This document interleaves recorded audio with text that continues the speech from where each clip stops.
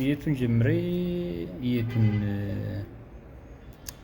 እንደምተው ከየት ጀምሬ የት እንደምጨርሰውም እጅግ በጣም ነው የሚያሳስበው እና እንግዲህ ከቤተሰብ ከተለየሁ ኦልሞስት 4 ዓመት ገደማ አሳልፌ ነው ወደ ቤተሰብ ጎራ ብዬ የተመለስኩት እና ቤተሰቦችን በማግኘበት ጊዜ በጣም ብዙ ነገሮች ተበለሻሽተው ነው ያገኘሁት። ያው እንግዲህ የመጀመሪያ ልጅ ሆነህ ቤተሰብ መምራት፣ ቤተሰብ ማገዝ፣ ቤተሰብ መደገፍ በጣም ከባድ ነው። በዚህ 4 ዓመት ገደማ ውስጥ ያው ያልጠበኳቸውም ችግሮች ተፈጥረው አግኝቻቸዋለሁ። እጅግም አዝኛለሁ። አንዱ ካጋጠመኝ ትልቁ ፈተና፣ ትልቁ ተግዳሮት፣ ትልቁ ችግር እናትን ያህል ጤና አጣ በቤት መዋል፣ ቤት ላይ መዋል፣ ስራ መስራት አለመቻል፣ ቤተክርስቲያን ሄዳ ማስቀደስ አለመቻል፣ ቤተክርስቲያን ሄዳ ጸሎት ማድረግ አለመቻል፣ እንዲሁም የልጆቿ ሰርታ መመገብ አለመቻል ትልቁ ፈተና ነው። እጅግ በጣም ትልቁ ፈተና ነው። ከዛም ባሻገር ደግሞ ጤናዋ በጣም ያውካታል፣ በጣም ያስቸግራታል እና ይህን በማይበት ጊዜ እኔም ራሴ በጣም ነው የተረበሽኩት። ያው እንግዲህ ለማሳከም ሙከራ አድርጌያለሁ። መፍትሄ ማግኘት አልተቻለም። በዚህ አጋጣሚ ምንድነው የበሽታዋ ሁኔታ የሚባለውን መግለጽ ብሞክር ጀስት ጣቷን በጣም ይቆረጥማታል። በጣም ነው የሚቆረጥማት። ጣቶቿን በጣም ነው የሚቆረጥመው። እችኛዋን ጣቷን በጣም ነው የምታሸው፣ በጣም ነው የምታሸው፣ በጣም ነው የምታሸው፣ በጣም ነው የምታሸው እና ታሳዝናለች። በጣም ነው የምታሳዝነው። እጅግ በጣም ነው የምታሳዝነው እና ይችን ጣቷን በጣም ከማሸቷ የተነሳ ኢቭን ሌላ ቅርጽ ሁሉ እስከመያዝ ደርሳለች እና በጣም ነው ውስጤ ፊል ያደረገው፣ በጣም ውስጤ የተሰማው። ያው እንግዲህ የእናትን ፍቅር ሁላችሁም ታውቃላችሁ። ሌላው ምንድነው ውስጧ ጥሩ ስሜት አይደለም ያለችው። ውስጧ ይረበሻል። ጀስት አንዛይቲ፣ ጭንቀት ነገር አለባት እና ኦልሞስት ያው 4 ዓመት ያህል በእንደዚህ አይነት ሁኔታ ነው ያለችው። እንግዲህ ፈለገ ህይወት ሆስፒታል ወስደናል። ኪዳነ ምህረት ሆስፒታል ወስደናል። ኮሶብር አጎምድር ሆስፒታል ወስደናታል። ቡሬ ቅዱስ ጊዮርጊስ ሆስፒታል ወስጃታለሁ። አዲናስ ሆስፒታል ወስጃታለሁ። በጣም ብዙ ጸበልም ጭምር ደርሳለች እና መፍትሄ ልታገኝ አልቻለችም። ስለዚህ በመሰረታዊነት በጣም የሚያስቸግራት ህመም ምንድነው? ጣቶቿን በጣም ነው ይበላኛል፣ ይቆረጥመኛል የምትለው።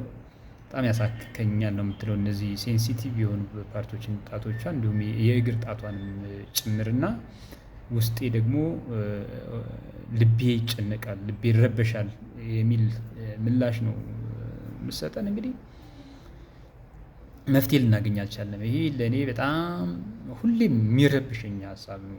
ስለዚህ እንዲሁ በዚህ ዙሪያ በጤናው ዙሪያ ያላችሁ በጣም ብዙ የተከበራችሁ ዶክተሮች፣ ሐኪሞች፣ የጤና መኮንኖች፣ ረዳቶች አላችሁ እና እንዲሁም መፍትሄ ይሆናል የሚለውን ይህን ቪዲዮ የምታዩ የምትከታተሉ መፍትሄ ብትሰጡኝ ወይም ጥቆማ ብትሰጡኝ ስል በትህትና እጠይቃችኋለሁ። ሌላው የቤተሰብ መበታተን፣ የወንድሞች መበታተን፣ ይህም አንዱ ትልቅ የራስ ምታት ነው ለእኔ። ቅድም እንደነገርኳችሁ እኔ የመጀመሪያ ልጅ ነኝ። ከእኔ ስር አሉ ወንድሞቼ፣ ታናሽ ወንድሞች አሉ። እነዚህ ታናሽ ወንድሞቼ ያው እንግዲህ ለአቅመ አዳምና ለአቅመ ሔዋን የደረሱ ወንድምና እህት የለኝም። አሁን በተፈጠረው ወቅታዊ ሁኔታ ደግሞ የስራ መስኮች ሁሉ ተዘጋግተው በጣም በአስቸጋሪ ሁኔታ ላይ ይገኛሉ። ስለዚህ በእንደዚህ አስቸጋሪ ሁኔታ ውስጥ ሆኖ እኔ እዛ ሄጄ ተገኝቼ ማየት ለእኔ በጣም ውስጣዊ ረብሻ ነው የተሰማኝ። ውስጤን ነው የተረበሽኩትኝ። ሁሌም ስጓዝም ስቀመጥም ስነሳም ስተኛም ጭምር እንዳስብ ምክንያት ሆኖኛል፣ ወይም ደግሞ በጣም ተረብሻለሁና ለስራ የደረሱ ወንድሞች አሉኝ። እነዚህን ለስራ የደረሱ ወንድሞችን ምናልባት ተቋም ያላችሁ፣ ድርጅት ያላችሁ ሰዎች ስራ ሰርተው የሚተዳደሩበትን ሚንስ ምፈጥርላቸውን አቅጣጫ ብትጠቁሙ በጣም ደስ ይለኛል። ሌላውና በጣም ፊል ያደረገኝ ምንድን ነው፣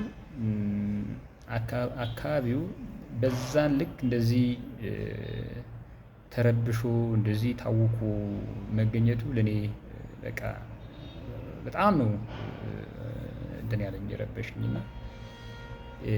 ሰው እናቱን መጠየቅ ሲሄድ ከእናቱ ጋር በሚያሳልፍበት ጊዜ ተደስቶ ዘመድ አዝማድ ጠይቆ ከሞቱት ዘመዶች ቤተሰብ ሄዶ ለቅሶ ደርሶ ይመጣል የሚል እሳቤ ነው ይዤ የሄድኩት የነበረ። ግን ይሄ ሁሉ ነገሬ እዛች ግቢ ውስጥ ከእናቴ ከአባቴ አጥር ግቢ ውስጥ ታጥሮ እንዲቀር፣ ደስታ ምንጭ ሁሉ እዛ ታጥሮ እንዲቀር እንዲጨልም ያደረጉኝ ምክንያቶች ናቸው። ሌላውና ትልቁ በጣም ያሳዘነኝ ደግሞ ምንድን ነው፣ ያው እንግዲህ 2013 ዓመተ ምህረት አባቴ ከዚህ ዓለም ተለይቷል፣ አርፏል። እንግዲህ እዛ ከሄድ ላይ ቀር ያረፈበትን ቦታ አጽሙ ያረፈበትን ቦታ የግድ መጎብኘት አለብኝ በሚል ሂጄ መጎብኘት ሞክሬ ነበረ። ግን ጀስት ያው አጽሙ ያረፈበት ቦታ እንዳልሆነ ሆኖ ሳገኘው በጣም ፊል አድርጊያለሁ እና ይሄ ምንም ማድረግ አይቻልም። ከቻልኩ ማስተካከል፣ ከቻልኩ ማደስ፣ ካለዛ ደግሞ ምንም ማድረግ እንደማልችል ከአቅሜ በላይ እንዳልሆነ ግን ውስጤ በጣም ፊል አድርጌ እንደተመለስኩ ነው መግለጽ የፈለጉትኝ። በአጠቃላይ መግለጽ የፈለጉት ነገር ምንድን ነው? እነዚህ ያጋጠሙኝን ውስብስብ የሆኑ ችግሮችን ከጎኔ ሆኖ ሊጋራኝ የሚችል ታላቅ ወንድም ወይ ደግሞ ሊጋራኝ የሚችል አባት ወይም ደግሞ ልትጋራኝ የሚችል ጤናማ እናት ባለመኖሯ እኔ ትንሽ የመረበሽ ስሜት ውስጥ እንድወድቅ አድርጎኛል። የሚችሉ አካላት ከላይ የጠቀስኳቸውን የእናቴን ጤንነት ለመመለስ፣ የወንድሞች ስራ ለመፍጠር፣ እንዲሁም ደግሞ አባቴ በጣም በገጠር አርሶ አደር ሆኖ በማህበረሰብ አገልግሎት ላይ በጣም ብዙ የጀመራቸው ስራዎች ነበሩ። እነዚህ የጀመራቸው ስራዎች ሁሉ ጀስት ፈራርሰው በቃ እንዳልሆነ ሆነው፣ ለምሳሌ ትምህርት ቤት ኮሚቴ በመሆን ያሰራ ነበረ። የመጠጥ ውሃ ቁፋሮ ኮሚቴ በመሆን ይሰራ ነበረ። የገጠር መንገድ ፒስታ መንገድ ኮሚቴ በመሆን ያሰራ ነበረ። በገጠር የሚገኙ ቀደም ብለው የተተከሉ ዛፎችን ያሸሽጥ